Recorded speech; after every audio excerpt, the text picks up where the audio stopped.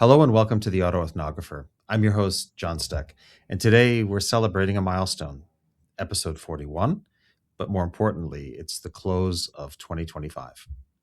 Over the past year, we've traveled across cultures and industries, not only the automotive industry, with guests who've lived, led, and learned in places far from home.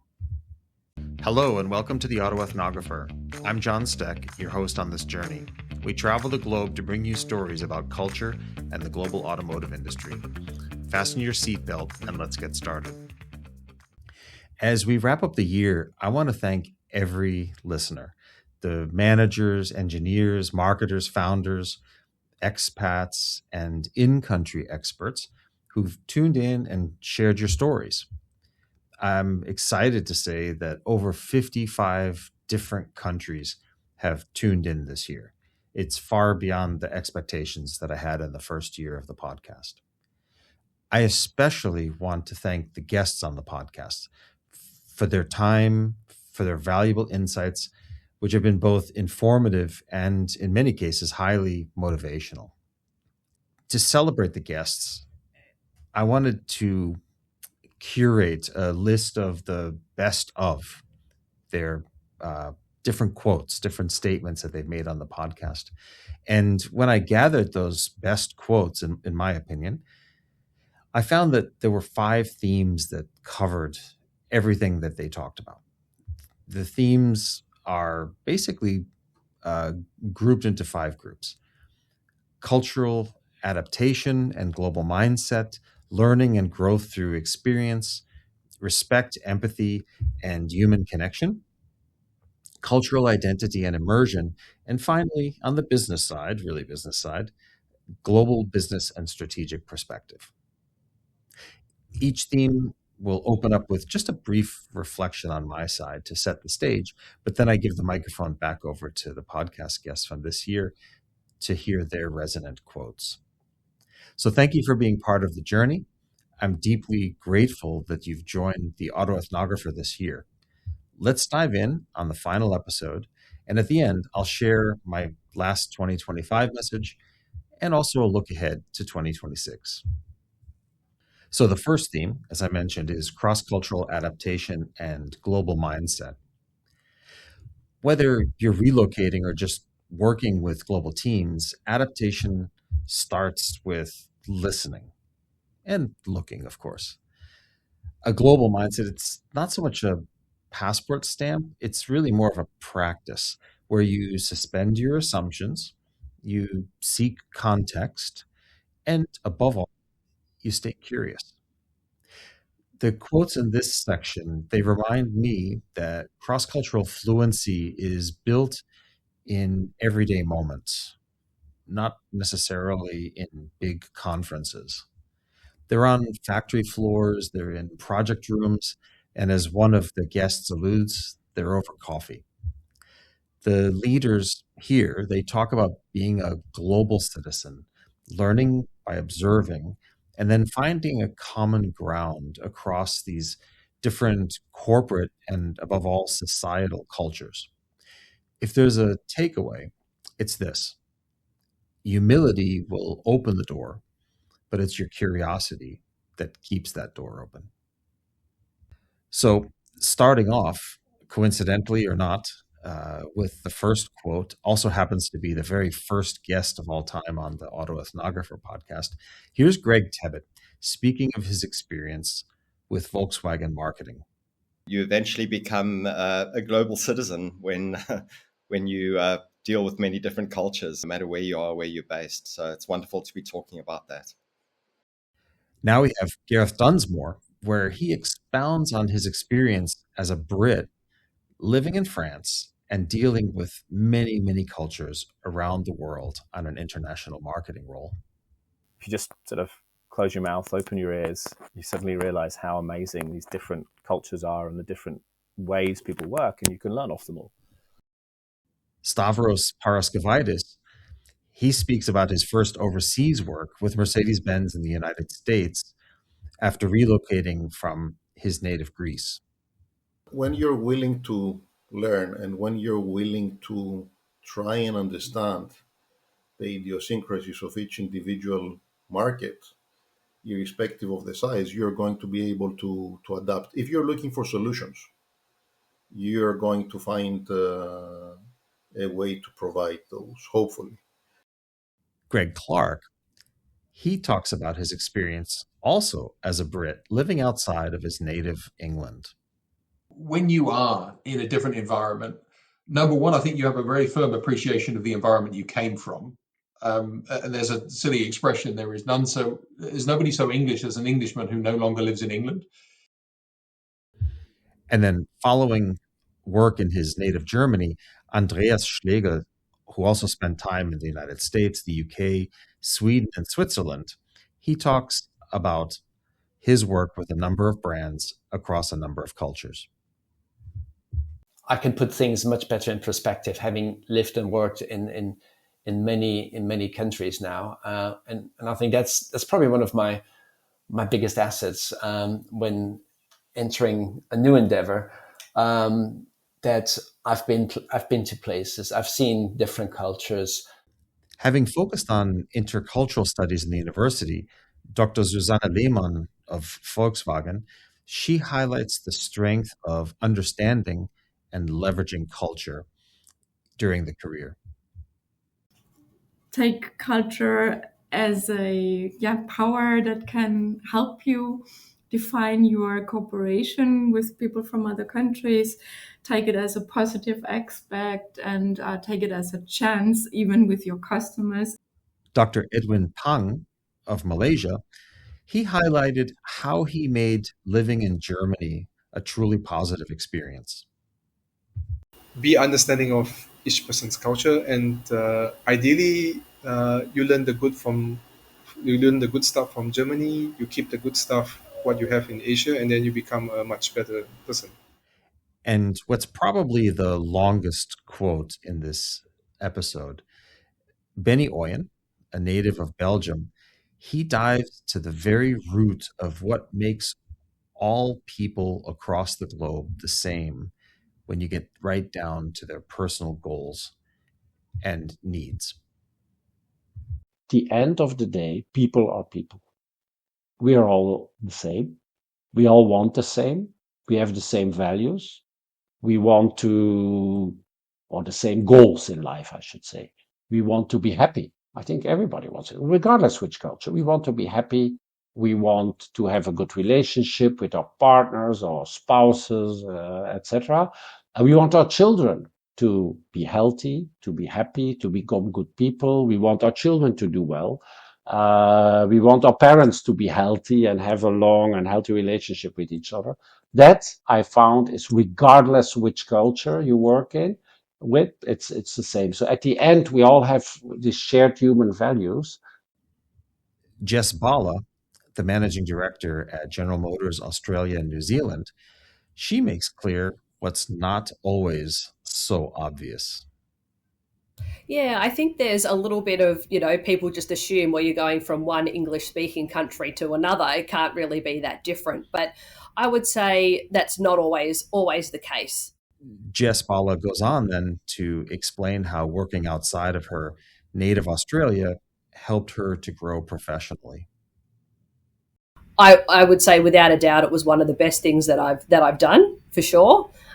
Being able to work at a global company, I think, opens up a lot of opportunities. You get to learn about other cultures, you get to interact with other cultures and see how the differences between markets apply. And also it gives you different viewpoints as to how other brands and other markets do things as well, all of which I think are great learnings when you especially come back to such a multicultural country like ours here in Australia. It's only going to benefit you.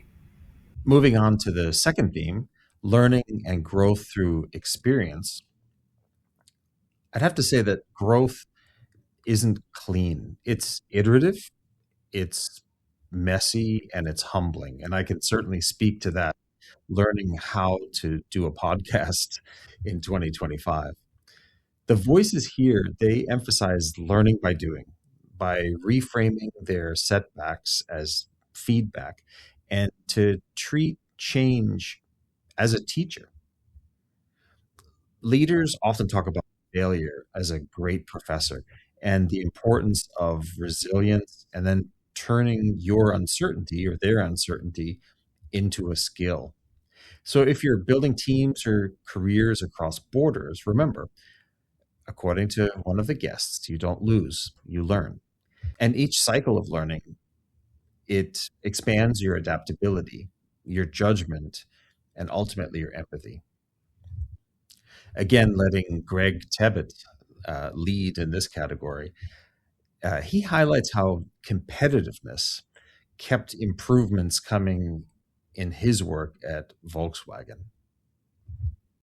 As much as we were doing well as a market, that can slip at any time.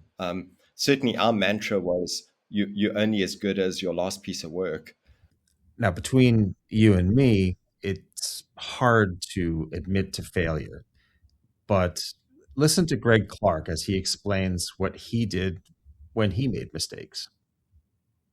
I probably always learned more from the failings in my career, the things that I've royally screwed up, than I do from those things that I think, oh, actually, that went pretty well. That worked as planned.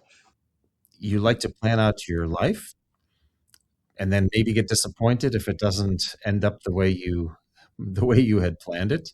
I can certainly subscribe to that happening. Tim Bravo from Lamborghini, he sees it differently, especially with regards to life's twists and turns. Life has, as we will see when we talk about my career, life is something that you cannot plan always. No, you say life is what happens while you're making other plans, and this is something really, really true. My life has been like that. Whatever I planned, it came differently. But whichever door closed, another window opened. This is also, again, it's a cliche, but that I find to be very true. You always have to instead of planning ahead, you just have to give your best to always be prepared to be able to react to different scenarios. And because life's unpredictable and it can hand you challenges and failures, Tim Bravo goes on to advise on what he does to respond when those happen. But in life, I found it true that you either win or you learn. So you don't lose if you deal with the situation with authenticity and honesty, and then people will forgive you mistakes, especially when it's a cultural mistake. Dr. Edwin Pang, again from Malaysia, having worked in Germany with Continental, he explains that with freedom comes responsibility. There's this great saying always, people's success is people's success, but people's failures is also people's failures. But that's also on to you. You're the same way. If you make decisions yourself, you get to own those decisions. And then finally, startup founder Adi Batla, he ties his personal cultural learning journey from India to the United States to the rapid change in a growing company or startup. I think one thing that I learned was culture. Culture is very, very important. It shapes who you are, and hopping from one culture to another that had stark differences really throws you at the deep end and really puts you in a sink or swim mentality. So you get to understand the psychology of somebody going through that level of change. That is the pace of change that somewhat mimics what a high growth startup goes through. So moving on to the third theme, respect, empathy, and human connection. I would say respect and empathy are the connective tissue of cross-cultural work. Teams are going to thrive when leaders show some vulnerability, they honor local knowledge, and then they negotiate even with generosity instead of with dominance, again, depending on which culture they're operating in. The insights here, they stress starting with understanding, not judgment, and then anchoring collaboration in shared goals, which I think everybody could describe to. I'll let Gareth Dunsmore start off here in this theme by opening up that vulnerability can truly lead to deeper connection. What's the worst that could happen if you show a little bit of yourself? Yeah, people could judge, but actually maybe you could make a friend. And I know that sounds really soft in some ways, but I've got friends all over the world from just being a bit more human, a bit more vulnerable. And I think that's also helped me then lead and drive teams to be successful within a positive environment. And now, Stavros Paraskevaitis, he alludes to the shared experience of expats in the Middle East when he was working with the BMW brand in Saudi Arabia. We are all expats. We go into a foreign country for a common purpose, and that is to be financially at a better position so we can support our families, educate our children. So I always try to remember that all these people were in this country for the same fundamental purpose. So that means that we all have a common goal. Now, after spending nearly 2 decades in Brazil, Philip Schiemer, who was the CEO of Mercedes-Benz Brazil and later the CEO of Mercedes-AMG, he explains in 2 quotes, first, how to adapt to the local culture, and then second, how to operate successfully within that culture once you've learned to adapt. I think very important, and you also know that if you come to a country totally different from yours, I think the first thing is very important to try to understand and not to judge. So try to understand how the people are living. So I think very important is to talk to the people, to ask them how this is working, how would you do that, and I think this is a very important step if you want to have success afterwards in a different culture. Yeah. So the give and take principle, I think maybe in Brazil is more important than in Germany. Yeah. So you have to let the other side win also. It cannot be just somebody's winning. You have to give something to the one side. So if you go into a negotiation, you have always know what you can give, and what could be interesting for them. Yeah. And not only good things happen across borders, there are also some negative trends that are developing around the world, especially now with the rise of technology, particularly focused on AI. And that topic, unfortunately, is ageism or age bias, which is pervasive around the world. Tamika Sears, an American HR expert, she highlights the impact of stereotypes. And I think that there is just this overall thought and picture that you don't think of the person, with gray hair getting something done fast. And I think that that's just the total prejudice that just colors a lot of these decisions. Is just the assumption that the person's not going to be able to learn the technology. They're not going to be able to do it as fast. They're not going to be efficient. Um, I do feel like they expect someone who is, over 40 to show up with a notebook and a pen and not know how to use a computer. Like, and that's just not really the case. And then Kelvin Nguyen, an expert in HR and recruiting in Vietnam, he goes on to explain the truly shocking age at which ageism begins in Vietnam. Yeah, I read a story on LinkedIn yesterday. The LinkedIn of a Vietnamese professional, and he complained that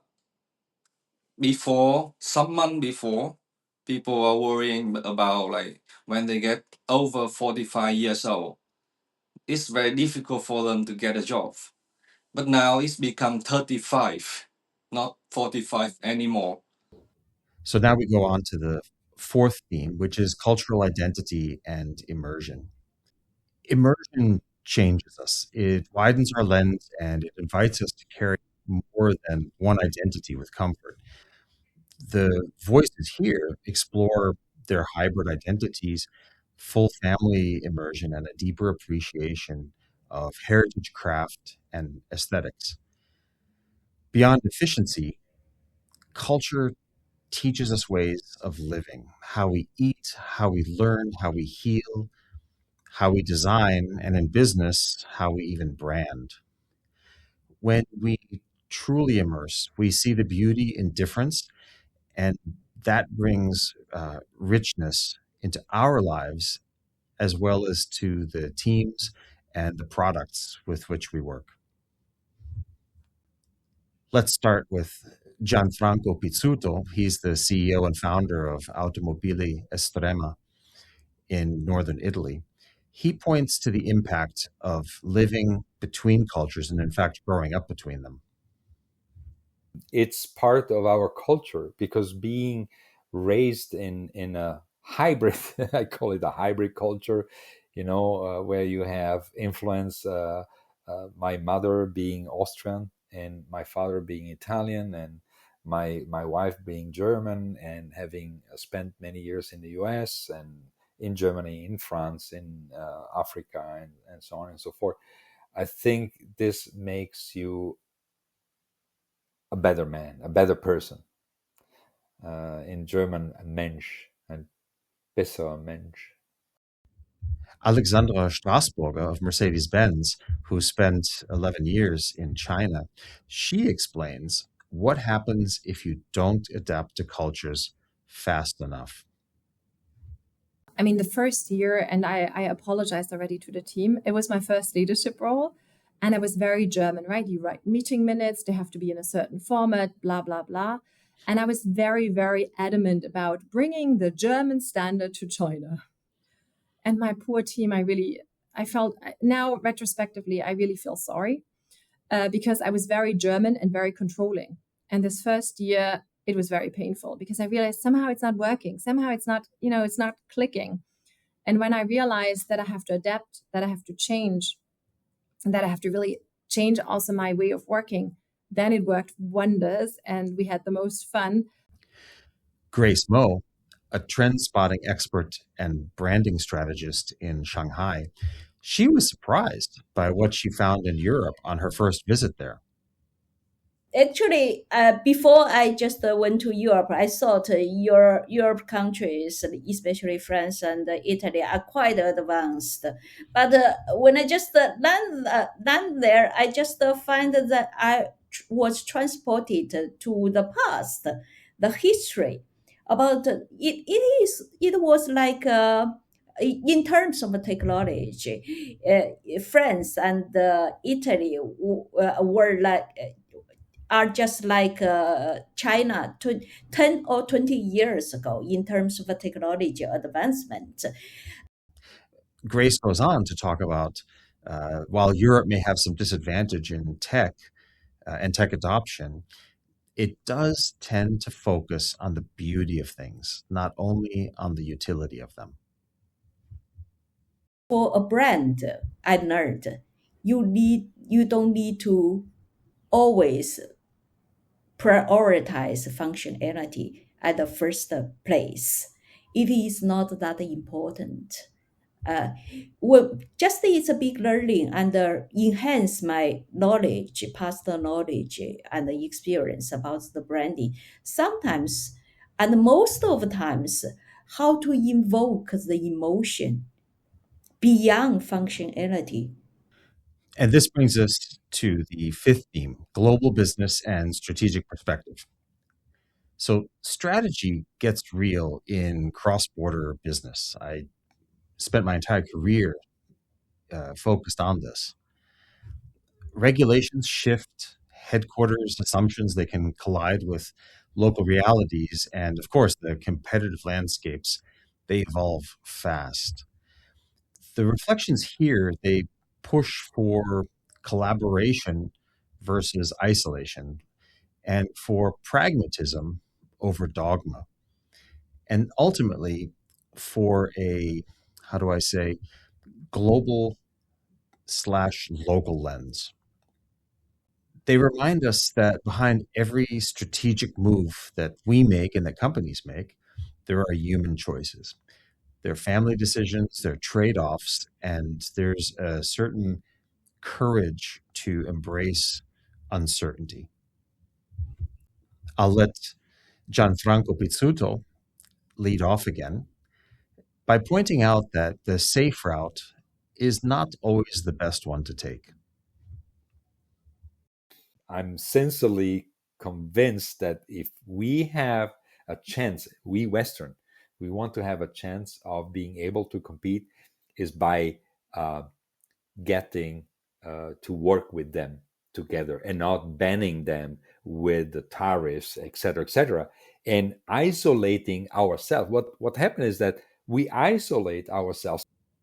Next up, mindset can change the starting point, according to Dr. Helmut Größer, formerly from Mercedes-Benz. This typical American thinking of, which I feel at least, the glass is half full. In Germany, German mindset in doubt, the glass is always empty. And you have to work hard to somehow get it at least filled a bit. And during the season of podcasts, we heard several times that if the headquarters refuses to adapt to a local environment, it can lead to failure. Here, expounding on that is Dr. Deb Mukherjee from India on his experience.